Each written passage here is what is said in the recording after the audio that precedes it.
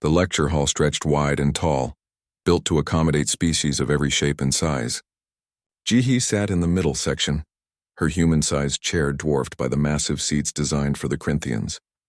Around her, students from across the galaxy murmured and chittered and hummed in their various languages, all filtered through translation devices that made the chaos almost bearable. She was one of 3 humans in the entire Interstellar Pedagogical Institute.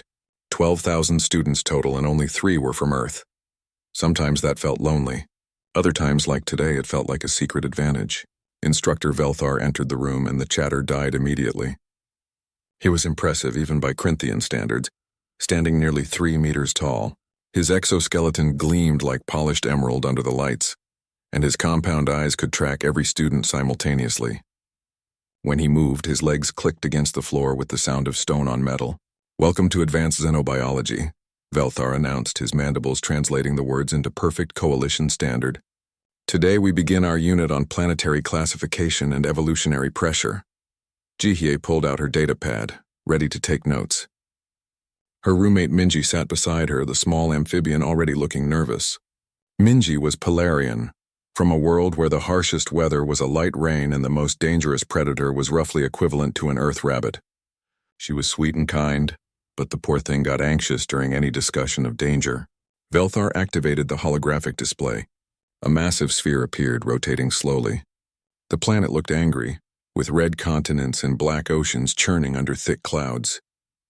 "Crinth Prime," Velthar said, and there was unmistakable pride in his voice. "My homeworld. Gravity is 1.4 times galactic standard. Atmospheric pressure would crush most species in this room within minutes. The average surface temperature varies between 45 and 60 degrees Celsius. Our oceans are not water but liquid sulfur compounds." Students shifted uncomfortably. G watched the planet spin and thought it looked like hell.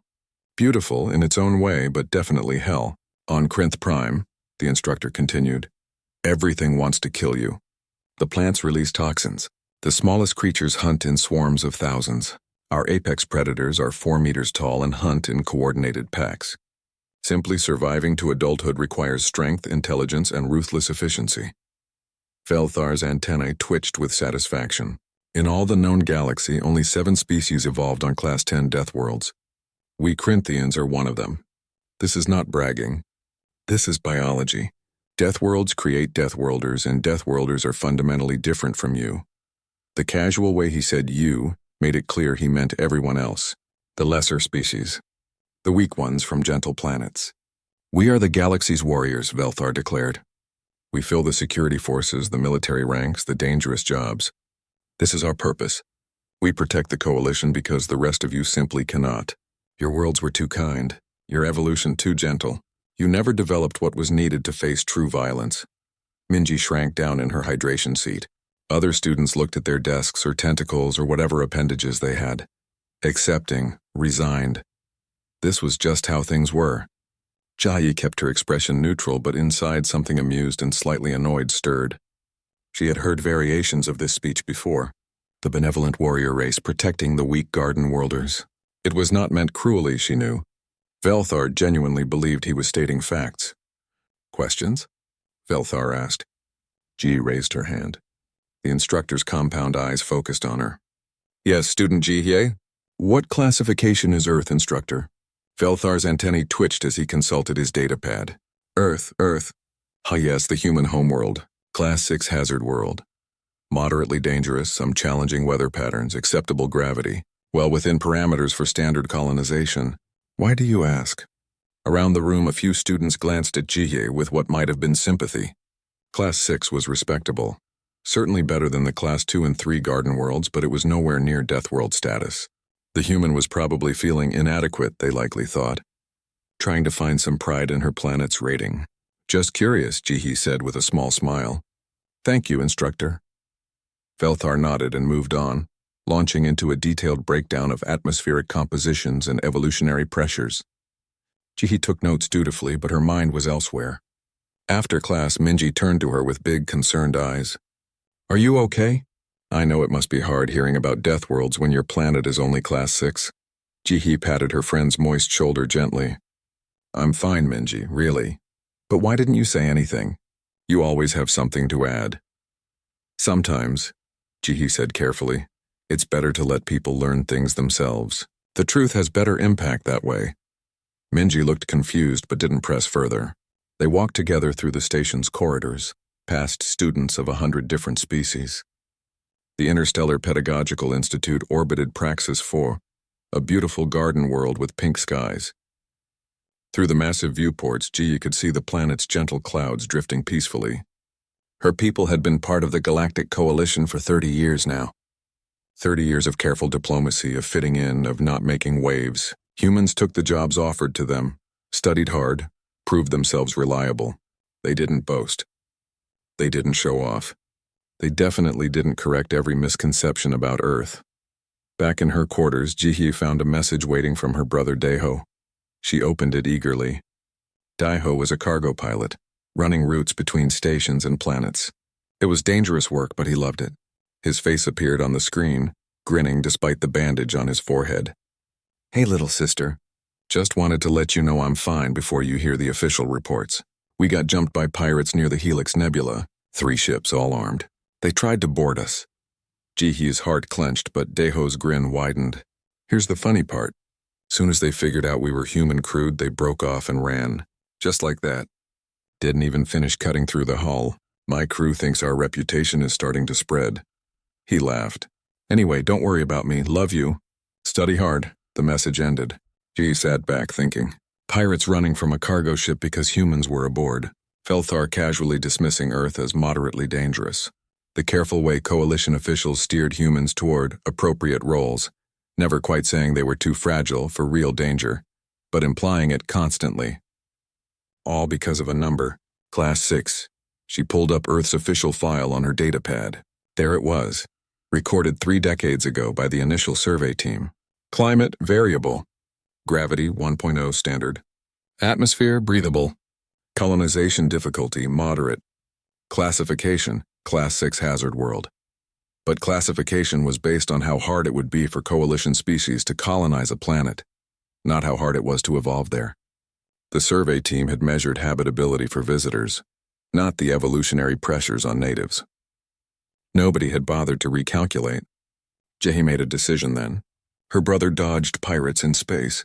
Her people took the dangerous routes, the risky jobs, the positions everyone knew were too much for garden worlders, but not quite prestigious enough for Deathworlders. Humans existed in a strange middle ground, underestimated and overlooked. Maybe it was time to change that. She opened a connection to her friend Hyon back on Earth. He was a xenoanthropologist working at the Coalition Embassy in Seoul. If anyone could help her gather the data she needed, it would be him. Jihi. Hyun's face appeared, surprised and pleased. This is unexpected. What's up? I need a favor, she said. A big one. I need you to calculate Earth's actual death world rating using the proper evolutionary pressure metrics, not the colonization difficulty scale. Hyun's expression shifted from surprised to intrigued. That's actually a really good question. Nobody's ever done that officially. Why now? Because I'm tired of instructors patting themselves on the back for being so special, Jihi said. And because pirates are running from cargo ships when they find out humans are aboard. Something doesn't match up, and I think it's time we figured out what. Hyun grinned, that old familiar look of mischief she remembered from university. Give me a week. This is going to be fun. Outside her window, the stars turned slowly as the station rotated. Somewhere out there, her brother hauled cargo through dangerous space. Somewhere below on Praxis 4, species from gentle worlds lived their gentle lives, never understanding what it meant to come from a planet that fought back. And somewhere in the Coalition databases, Earth's true nature waited to be discovered. Jihi smiled to herself and got back to studying. She had a feeling things were about to get very interesting. The announcement spread through the academy like fire.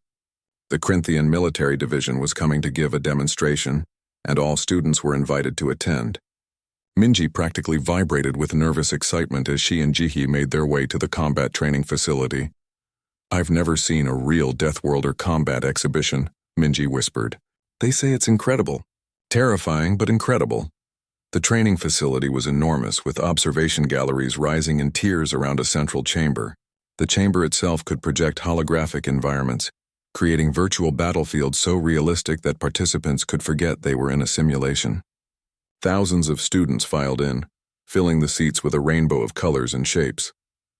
Jihye spotted Instructor Velthar near the front, speaking with several other Corinthians in military armor. One of them was particularly imposing, with scars across his exoskeleton and decorations marking him as high-ranking. "That's Commander Zixtar," a student behind Jihye murmured. "He's legendary. Fought in the Rim Wars, the lights dimmed." Commander Zixtar stepped forward, his voice amplified through the facility's speakers.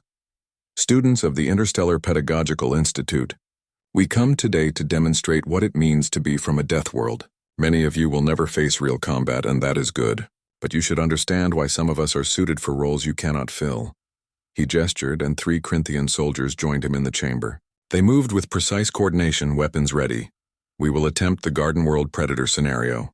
This is the highest difficulty simulation that Garden World species can survive. Watch carefully." The holographic environment activated. Suddenly the chamber transformed into an alien jungle, thick with vegetation. The air seemed to shimmer with humidity even though it was just light and projection. Growls echoed from the digital forest. The Corinthian soldiers moved like flowing water, deadly and beautiful. Their exoskeletons deflected attacks from simulated predators. Their reflexes were lightning fast, responding to threats before Jihye could even spot them. They worked together seamlessly, covering each other's weaknesses, communicating in rapid clicks. A massive creature burst from the undergrowth, all teeth and claws. The Corinthians didn't panic. They split formation, flanked it, and brought it down with brutal efficiency. 4 minutes later, the scenario ended. All 3 soldiers stood victorious, barely scratched. The observation galleries erupted in amazement. Students of every species chittered and cheered and made sounds of approval. Minji grabbed Jihye's arm, her eyes wide. "Did you see that? That was amazing." Jihye nodded slowly. It had been impressive, no question. But something about the performance felt rehearsed, designed to awe rather than challenge. Commander Zixtar spoke again. "This is why Deathworlders protect the Coalition. We are built for violence in ways you are not. There is no shame in this, it is simply biological truth. With respect, Commander, I'd like to request a demonstration." Every head turned. Standing in the middle section was a human in military uniform. Jihye recognized him immediately. Lieutenant Tae Yang, one of the few humans serving in the Coalition military. He was here as part of some liaison program. Velthar's antennae twitched. "Lieutenant, your courage is admirable, but humans are Class 6. The scenario you just witnessed would be extremely dangerous for your species." Tai Yang descended the steps calmly, his boots clicking on the metal.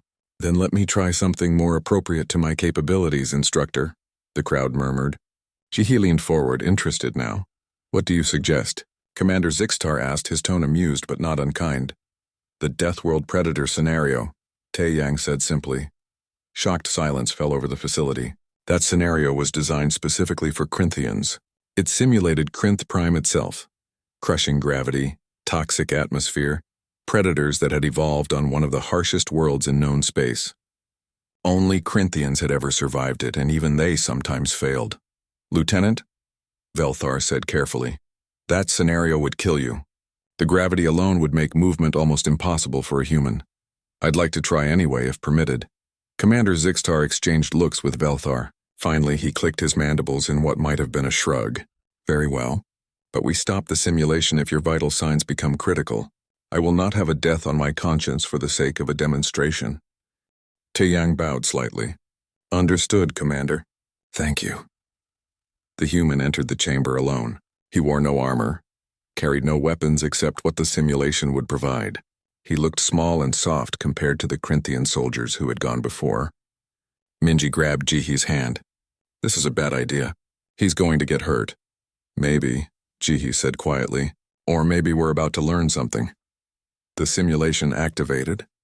Immediately, the environment transformed into a nightmare. The air turned thick and yellow with sulfurous compounds. The gravity simulation kicked in, and Jihye could see Tai Yang's knees buckle slightly as the pressure increased. The holographic landscape was all sharp rocks and pools of boiling liquid. Then the predators came. The first one was the size of a cargo vehicle, all armored plates and serrated limbs. It charged with terrifying speed. Tae Yang didn't try to fight it head-on. Instead, he dove and rolled, moving with the increased gravity rather than against it. He grabbed a sharp rock as he moved, never stopping. The predator crashed past him, confused by prey that moved so strangely. "He's not fighting like a Corinthian," someone whispered behind Jihye. That was the point, Jihye realized. Corinthians fought with strength and armor and direct confrontation. Tae-yang fought like something else entirely. He was adapting. The human spotted a narrow crevice between rocks. He wedged himself into it as the predator turned for another charge. At the last second, he rolled out, and the creature's momentum carried it into the gap. Tae-yang used his rock to trigger a collapse, bringing stones down on the trapped predator. One down. The scenario generated 2 more. These were faster, smarter. They split up trying to flank him. Tae-yang grabbed a piece of the first predator's shattered armor and used it as a shield. He backpedaled toward a pool of boiling liquid, seemingly retreating. The predators followed, sensing weakness. At the last possible moment, Tae-yang dropped flat. The predators, unable to stop their momentum, plunged into the boiling pool. Their screams were horrible, even though they were just simulations. The final predator was the worst, an alpha, the apex of Crinth Prime's food chain. It was intelligent enough to be cautious. It circled Tae-yang, looking for an opening. The human was bleeding from a dozen cuts now. His breathing was labored in the toxic atmosphere, but his eyes were calculating, watching. He found what he was looking for, a weak point in the rock formation above. He picked up stones and threw them not at the predator, but at the ceiling. The alpha charged, thinking him distracted. Tae-yang timed it perfectly. As the predator leaped, he triggered a cave collapse with one final thrown stone. Tons of virtual rock crashed down, burying the alpha. Silence. Then a tone signaled the scenario's completion. Time: 3 minutes and 47 seconds. Faster than the Corinthian team. Tae-yang stood in the center of the chamber, surrounded by simulated destruction. He was injured, exhausted, and covered in virtual blood and dust. But he was alive. The simulation faded. The normal training chamber returned. For a long moment, nobody moved. Then Jihye started clapping. The sound echoed in the silence. Slowly, others joined. Minji clapped enthusiastically despite her shock. More students added their applause or their species equivalent. Commander Zixtar stood motionless, his compound eyes fixed on the human. Velthar's mandibles hung open in a very un-Corinthian expression of shock. Tae-yang walked to the exit, limping slightly. As he passed Jihye's section, he caught her eye and winked. "Impossible," Velthar finally managed to say. "Your species is Class 6. You shouldn't be able to survive that scenario. The gravity, the atmosphere, the predators." "Instructor," Jihye said, standing up. Her voice carried across the facility. "I think we need to have a conversation about Earth's classification." Every eye in the observation gallery turned to her. Velthar's antennae twitched rapidly, a sign of confusion and distress. "What do you mean?" "I mean," Jihye said calmly, "that Class 6 hazard. World classification measures how difficult it would be for coalition species to colonize Earth. It doesn't measure how difficult it was for humans to evolve there."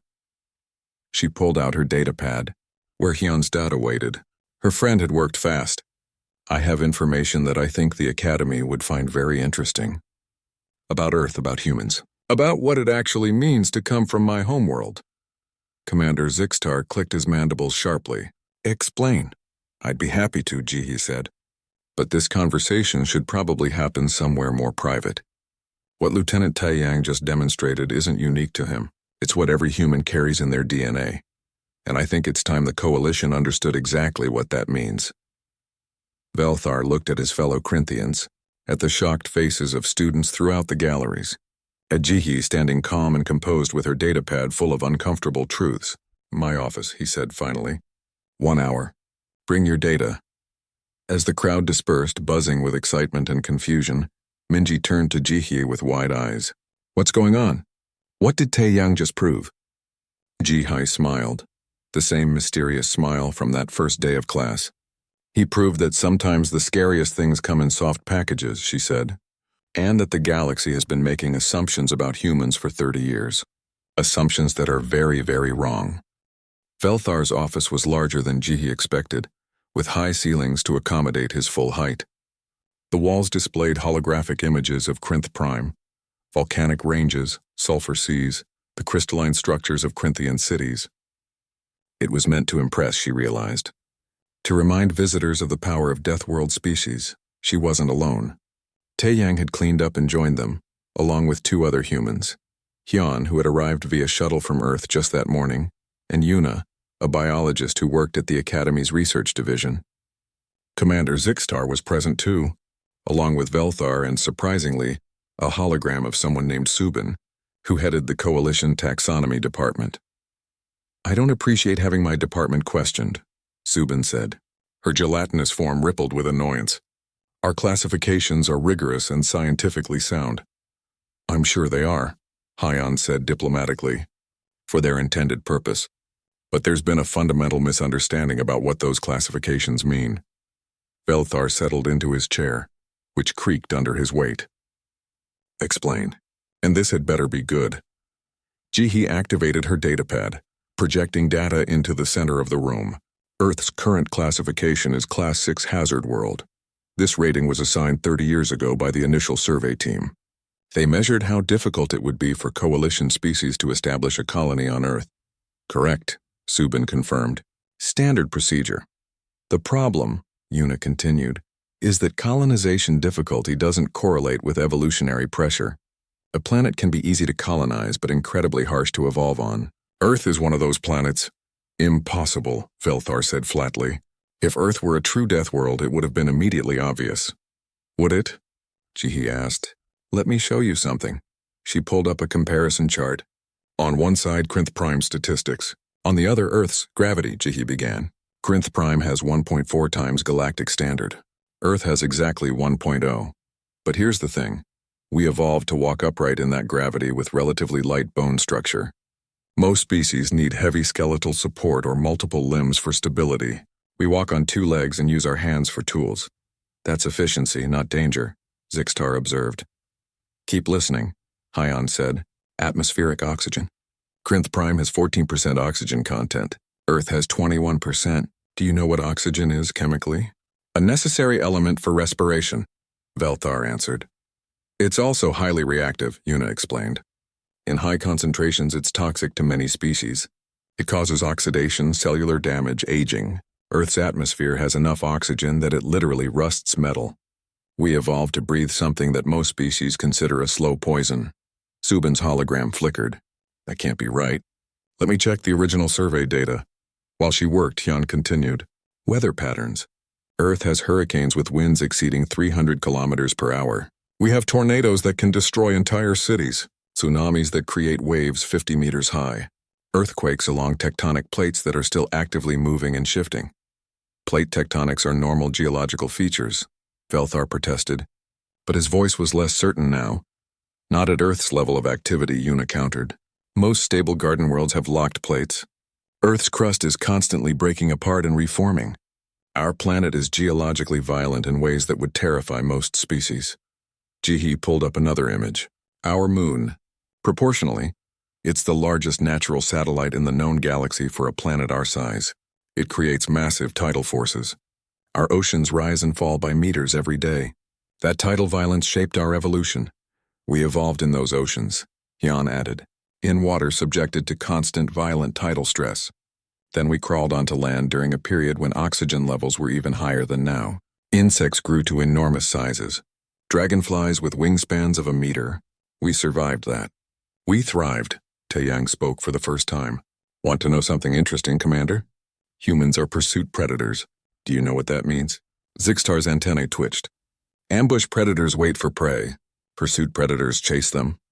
We chase them until they collapse from exhaustion," Taeyang said. "We're not the fastest species that evolved on Earth. We're not the strongest. But we can run for hours, days even, until our prey literally dies from exhaustion and overheating. We hunted megafauna to extinction by simply refusing to stop following them." Yuna brought up biological comparison charts. "Human healing factor. We recover from injuries that would be permanently crippling to most species. Temperature tolerance. We can survive in environments ranging from -40 to +50 degrees Celsius without technological assistance.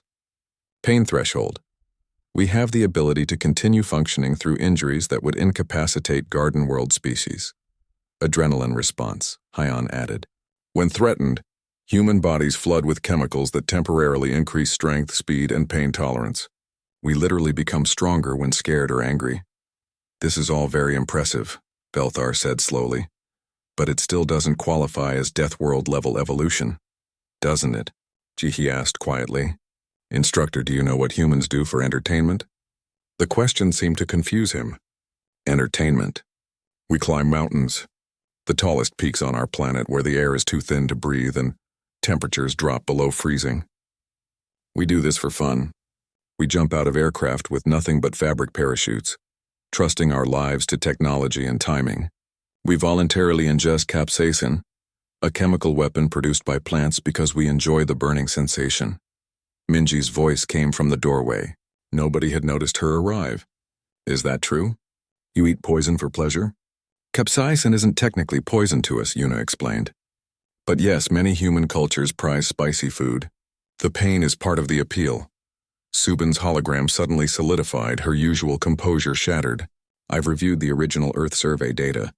They measured colonization metrics correctly, but they never calculated evolutionary pressure ratings. I've just run those calculations now. Silence fell over the office. Earth scores 9.7 on the Deathworld Index, Subin whispered. Velthar stood so abruptly his chair crashed backward. That's impossible. That's higher than Krinth Prime, that's the truth, G said softly. The Krinthian instructor stared at the data as if it had personally betrayed him. But you're so small, so soft. You have no natural armor, no venom, no exoskeleton. You die so easily. Yes, Hyun agreed. We die easily. But we also survive incredibly well. We don't have armor because we learned to make it. We don't have venom because we learned to make poisons. We don't have exoskeletons because we're adaptable enough that we don't need them. We turned wolves into dogs, Jihe added.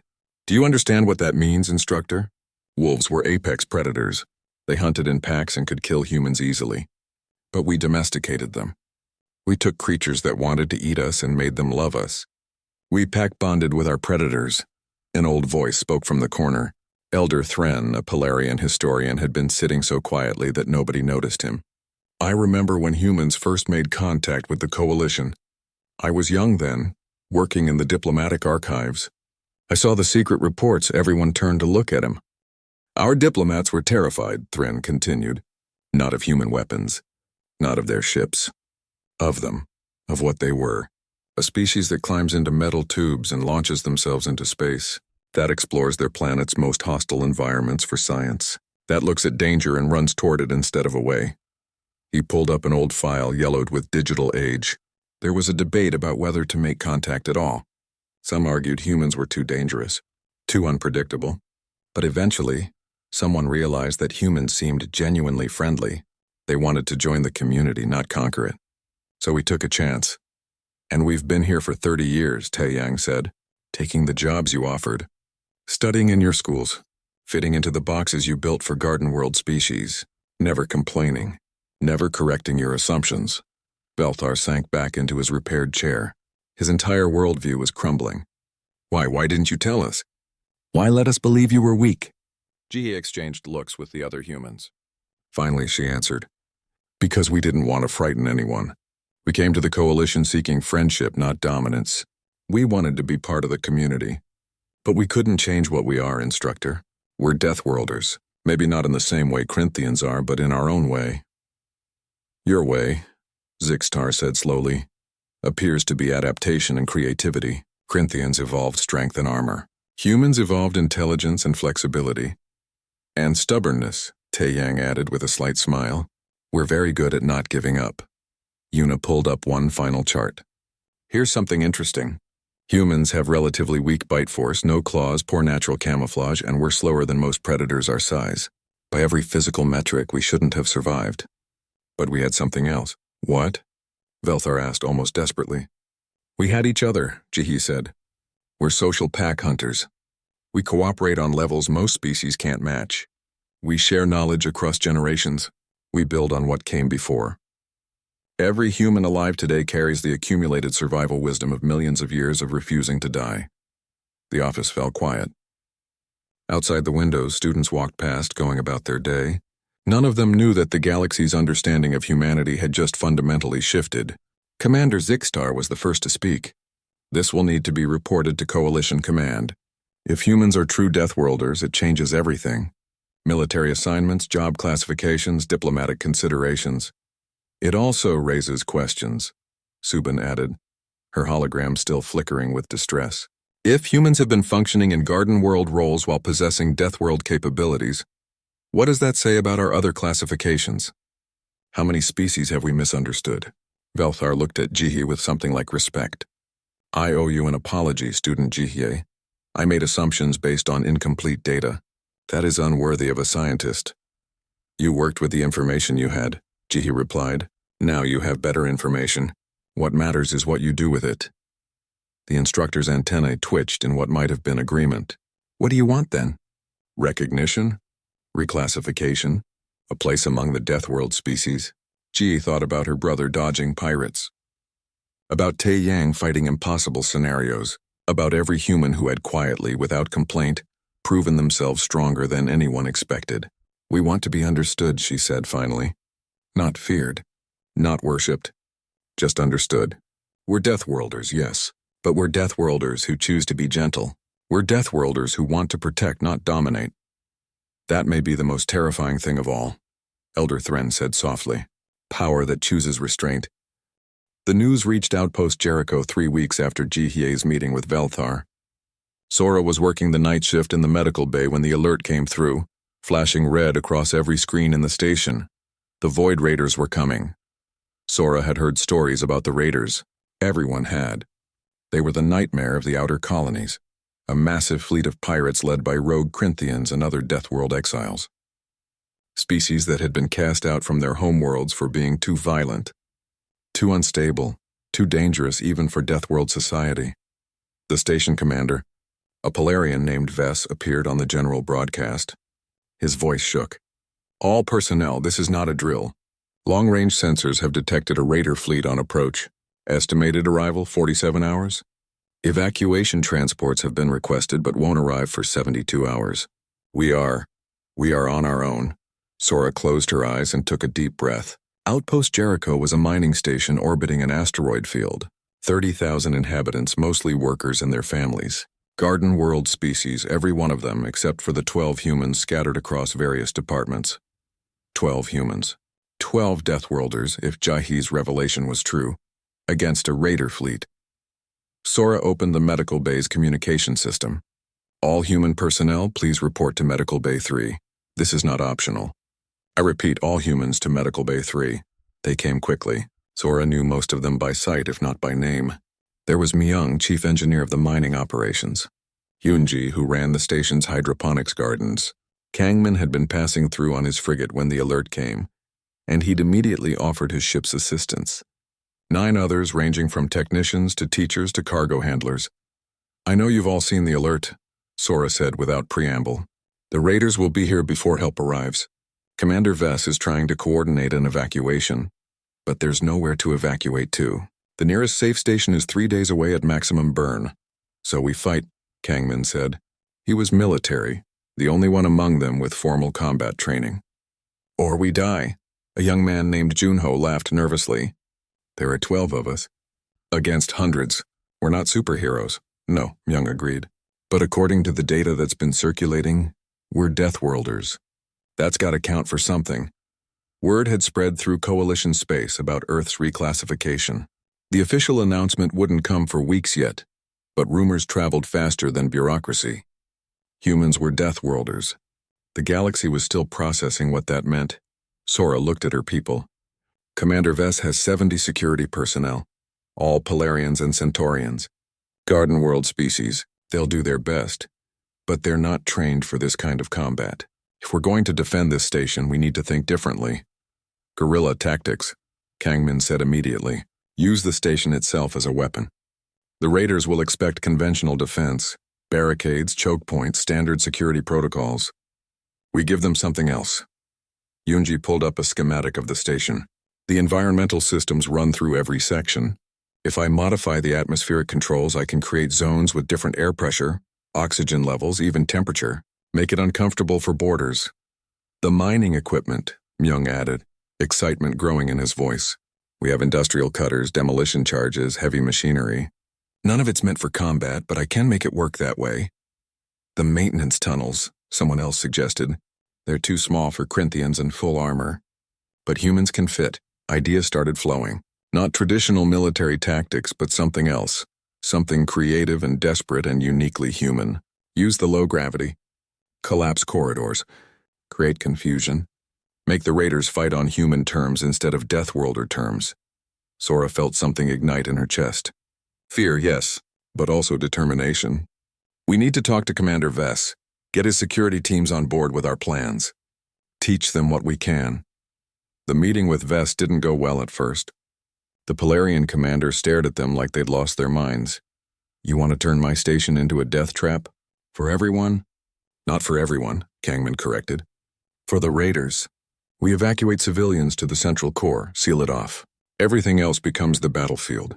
We make them pay for every meter they advance. You're 12 people, 12 Deathworlders, Sora said quietly. Commander, you've seen the reports. Humans aren't what the Coalition thought we were. We're built for this. Let us help. Vess looked at his security chief, a Centaurian named Kel. The security chief shrugged his forearms. Commander, with respect, we're dead anyway if we fight conventionally. The raiders have ships, armor, and warriors bred for violence. We have mining equipment and scared workers. Maybe the humans have a point. The next 47 hours were chaos. Myung and his engineering team modified every piece of equipment they could reach. Industrial lasers became defensive turrets. Mining explosives became improvised mines. The station's cargo bays were rigged to decompress on command, creating vacuum traps. Yunji worked miracles with the environmental systems. Sections of the station now had variable gravity, controlled from central command. Corridors could be flooded with different atmospheric mixes. Too much oxygen here, not enough there, temperature spikes and drops. Kangman trained the security teams in hit-and-run tactics. Don't stand and fight, strike and retreat. Use the maintenance tunnels. You're smaller than Corinthians, use that advantage. Make them chase you into traps. The civilians were moved to the central core, the most heavily reinforced section of the station. Families huddled together, frightened but trusting that someone had a plan. Ji called from the academy. Her face on the screen was worried. Sora, I heard about Jericho. Is Deho there? Your brother's en route, Sora confirmed. He's bringing whatever ships he can gather. But they won't make it in time. I know. Jihi's hands clenched. I wish I was there. I wish I could help. You already did, Sora said. If you hadn't pushed for our reclassification, if you hadn't made the galaxy see us clearly, we wouldn't have the confidence to try this. You gave us permission to be what we are. Don't die proving a point, Jihi said fiercely. We'll do our best. The raiders arrived exactly on schedule. 6 ships heavily armed and scarred from countless battles. They surrounded the station like predators circling wounded prey. The communication came through on all channels. A Corinthian voice, harsh and amused. Outpost Jericho, this is Raider Commander Krell. You will open your docks and surrender all valuable cargo. Comply, and most of you will live. Resist, and we take everything anyway, including your lives. Commander Vess looked at Sora. She nodded. Vess activated the response channel. Raider Commander, this is Outpost Jericho. Our answer is no. Silence. Then laughter. You're mining workers. You have no military assets. This is suicide. Maybe, Vess said, and there was something like pride in his voice now. But we have something you didn't account for. We have humans, more laughter. Humans? The Class 6 Garden Worlders. This should be entertaining. The raider ships moved in. Boarding pods launched, attaching to the station's hull like parasites. Cutting beams activated, slicing through the outer doors. Kangman watched from Central Command. Wait for it. Let them get inside. Let them think they're winning. The first raiders breached the docking bay. 20 Corinthian warriors in full combat armor, weapons ready, moving with the confidence of Deathworlders who had never faced real resistance. They advanced into the station. The corridors were empty, lights flickering. It seemed abandoned. Then Myung triggered the first trap. The corridor's gravity reversed. Raiders who weighed hundreds of kilograms suddenly weighed nothing. They floated, disoriented and helpless. Human defenders dropped from access hatches above, firing mining lasers at the confused warriors. Before the raiders could recover, the gravity reversed again, slamming them into the floor with crushing force. Section A clear, reported a human voice. Moving to fallback position. In another corridor, Yunji's environmental traps activated. The oxygen level spiked to 35%, well into the danger zone. The air became thick and soupy. A spark from damaged equipment ignited the oxygen-rich atmosphere. The explosion wasn't large, but it was unexpected. Raiders fell back, their sensors screaming warnings. What kind of insane defense is this? Krell's voice roared over their communications. The humankind, Kangman murmured. The battle raged for hours. The raiders were stronger, better armored, more experienced in combat. But the humans and their Garden World allies made them fight for every meter. Collapsed corridors, decompression traps, ambushes from maintenance tunnels. The station itself became a weapon. A group of raiders cornered 3 humans in a storage bay. The humans seemed trapped, helpless. The raiders advanced confidently. Yunho, the young man who had been nervous before, triggered the bay doors. The section decompressed instantly, venting into space. The humans were tethered. The raiders were not. In Central Command, Vess watched the battle with growing amazement. They're winning. Against trained Deathworld warriors, they're actually winning. Not winning, Sora corrected. Surviving. Making it too costly to continue. She was right. After 6 hours of brutal, grinding combat, Krell's voice came through again.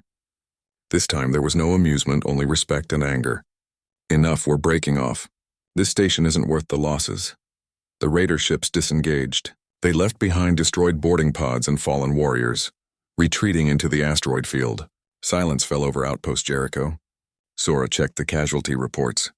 8 of the 12 humans were wounded, 2 critically. Dozens of Garden World security personnel were injured. But the station held. The civilians were safe. Kangman's frigate arrived 3 hours later, along with a small human fleet he'd managed to gather. We came as fast as we could, Diho said, his face appearing on the screen. But it looks like you didn't need us. We needed you, Sora said. We needed to know help was coming, that we weren't alone. But you're right, we handled it. News of Outpost Jericho spread through Coalition space like wildfire.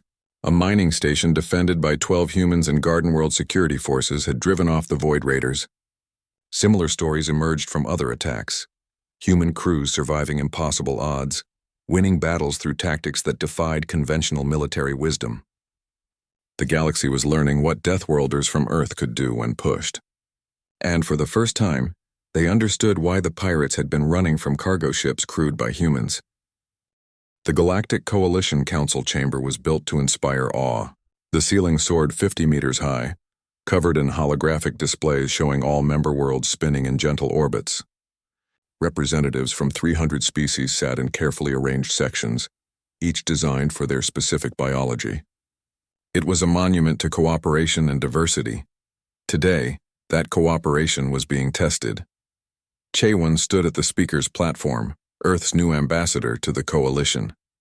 She was young for such an important position, but recent events had proven that humanity needed a stronger voice in galactic politics. Behind her, displayed on the massive screens, was Earth's new classification, Class 10 Deathworld, Guardian designation pending. The question before this council, declared the presiding elder, an ancient being from one of the first Coalition species, is what to do with this information. Earth has been reclassified as a death world, the highest rating we have. This changes everything. Murmurs rippled through the chamber. Some species looked frightened. Others looked intrigued. A few looked angry. A representative from Centauri Prime stood, his 4 arms gesturing emphatically. How can we trust them? They've been hiding their true nature for 30 years. What else are they hiding? We weren't hiding, Chaewon said calmly. We were classified as Class 6 by your survey teams. We simply didn't correct the error because we didn't want to frighten anyone. We wanted to be part of the community, not dominate it. But you could dominate it, another representative said. The battle reports from the Raider attacks show human combat capabilities far exceeding what we believe possible. If humans wanted to conquer Coalition space, who could stop them? Before Chaewon could respond, Velthar stood. The Corinthian instructor had requested permission to address the council, and his presence commanded attention. I can answer that question, Velthar said. I've spent the past month studying human history, human culture, and working closely with human students. I know what they're capable of. I've seen it firsthand. The chamber fell silent, waiting. Humans are terrifying, Velthar continued. I won't pretend otherwise. They're creative in warfare in ways that make Corinthian tactics look simple. They adapt to any environment, survive conditions that would kill most of us, and refuse to give up even when defeat seems certain. By every metric, they're the most dangerous species I've ever encountered. The murmurs grew louder. Chewan's jaw tightened, but she didn't interrupt. But, Velthar raised his voice, they're also something I never expected. They're teachers. When the raiders attacked Outpost Jericho, the humans didn't just fight. They taught the Garden World security forces to fight beside them. They protected those weaker than themselves. Every human victory in the recent conflicts wasn't about domination. It was about defense. He pulled up footage from Jericho. The Council watched as human defenders coordinated with Polarian and Centaurian security, sharing tactics, covering each other's weaknesses, working as a unified force despite their species' differences. Humans pack bond, Velthar explained, not just with each other but with anyone. I've seen human students befriend species they've never encountered before. I've watched them help classmates who struggled, not for reward but because they genuinely care. This isn't strategy. It's their nature, an elderly Polarian stood. Elder Thren, the same historian who had spoken in Velthar's office. I've reviewed the historical records from first contact. Our diplomats noted something unusual about humans. They asked questions not about territory or resources, but about culture and art. They wanted to know about our music, our stories, our philosophies. They were curious about who we were, not what we had. That's very touching, the Centaurian representative said dryly. But it doesn't change the fact that they're Deathworlders, that they're dangerous. Of course we're dangerous, Chewan agreed. Every species is dangerous in their own way. The question isn't whether humans are dangerous. The question is what kind of danger we represent. Are we a threat to the coalition or are we protectors of it? You're asking us to trust you, said a representative from one of the Garden Worlds. No, Chewan corrected. I'm asking you to judge us by our actions, not your fears. Humans have been part of the coalition for 30 years. In that time, have we started wars?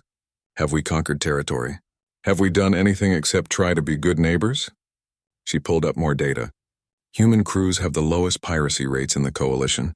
Human settlements have some of the best integration rates for multi-species communities. When disasters strike, humans volunteer for rescue operations in numbers disproportionate to our population. These aren't the actions of conquerors. A soft voice spoke from the back of the chamber. It was Minji Jihee's Polarian roommate. She had been granted permission to speak as a witness. I was terrified when I learned my roommate was from a death world, Minji admitted. Jihee is one of the kindest people I know, and suddenly I had to reconcile that with the fact that she comes from a planet that scores higher than Krinth Prime on the danger scale. She stepped forward nervously. But then I remembered how she helped me study. How she made me tea when I was stressed. How she patiently explained things I didn't understand. The fact that she could probably break me in half didn't matter because she never would. That's what humans are. They're strong enough to be gentle. The council chamber buzzed with discussion. Representatives argued among themselves, some frightened, some curious, some thoughtful. Finally, Commander Zixtar stood. The Corinthian military officer's opinion carried significant weight. I've fought beside humans now, he said. During the raider conflicts, human tactics saved countless lives. But more than that, I've watched how they fight. They don't glory in violence. They don't take pleasure in defeating enemies. They fight like people protecting their families. Fierce when necessary, but never cruel. He paused, choosing his words carefully. The Corinthians have always been proud to be Deathworlders. We considered it our purpose to protect the coalition. But humans have shown me that being a Deathworlder isn't about being the strongest. It's about choosing what to do with that strength. The presiding elder raised a tentacle for silence. The council will now deliberate on Earth's final classification and status within the coalition. The debate lasted 6 hours. Chewan sat patiently answering questions, providing data, never losing her composure even when accusations flew. Finally, the presiding elder spoke again. The council has reached a decision. Earth's classification as Class 10 Deathworld is confirmed. However, the council recognizes that humans represent a unique category of Deathworld species. The massive screens changed, showing new text. Humans are hereby designated as Guardian-class Deathworlders, the first species ever to receive this designation. This acknowledges their capability for violence while recognizing their demonstrated commitment to protection rather than conquest. Chewan felt tears prick her eyes but kept her composure. Furthermore, the presiding elder continued, the coalition formally requests that humanity expand its presence in military and security roles. not as conquerors or enforcers, but as teachers and defenders, to help other species learn what humans have proven, that strength and compassion are not opposites. The chamber erupted in discussion again, but this time the tone was different. Less fear, more curiosity. Representatives from garden worlds approached Chaewon, asking questions about human culture, human training methods, human philosophy. 1 year later, Jihee stood at the front of her classroom in the Interstellar Pedagogical Institute. The room was packed with 300 students, the largest xenobiology course in Academy history. Species from across the coalition had enrolled, all wanting to learn from the human instructor. In the front row sat Ji-woo, a nervous young human on her first day. Behind her, Minji had returned for advanced studies. In the back, several Corinthian students sat with genuine interest rather than arrogance. Belthar entered quietly and took a seat in the observer section. He came to every one of Jihee's lectures now, claiming he was still learning.